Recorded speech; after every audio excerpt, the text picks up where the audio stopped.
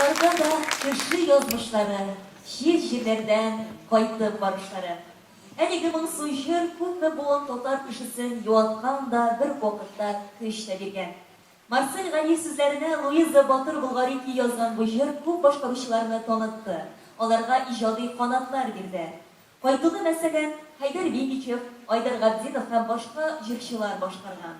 Бүген әлеге халыкчан җырны Казан Нуры халык уен кораллары оркестрына кушылып, Илнар Шәрәфетдинов башкарачак.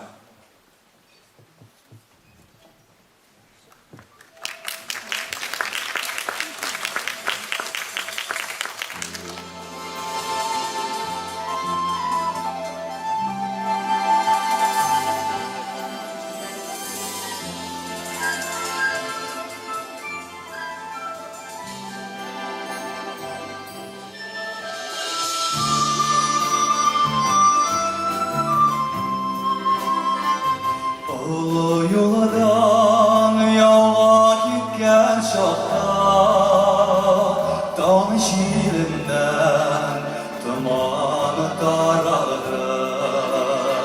Avul başımda kuşlar atlar beni bulut karardı.